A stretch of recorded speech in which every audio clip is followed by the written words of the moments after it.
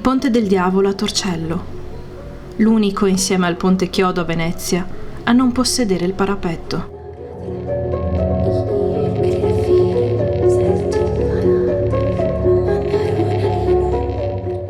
Forse pochi conoscono la leggenda che dietro ad esso si cela.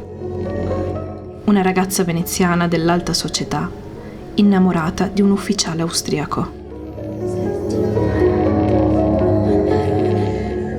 Un amore proibito, perché gli austriaci erano il nemico che soggiogava la Serenissima.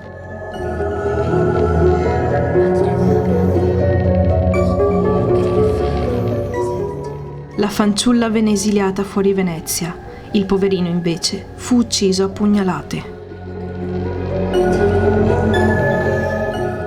La veneziana, sconvolta, contattò una strega, che a sua volta contattò il diavolo in persona.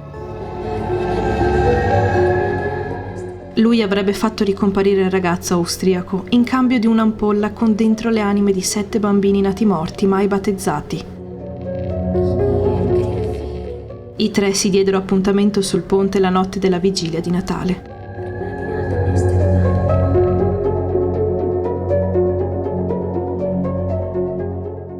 La strega chiamò il diavolo, che apparve insieme al giovane austriaco, il quale molto velocemente prese la sua amata e scomparve con lei.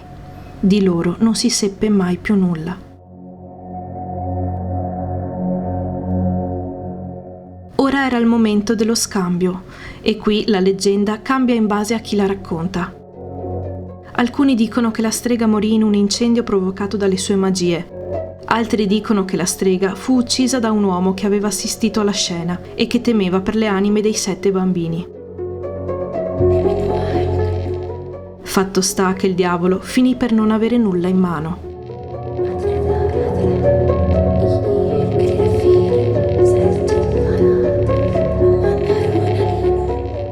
Così appare sul ponte ogni vigilia di Natale sotto forma di gatto nero, ad aspettare inutilmente che la strega paghi il suo debito.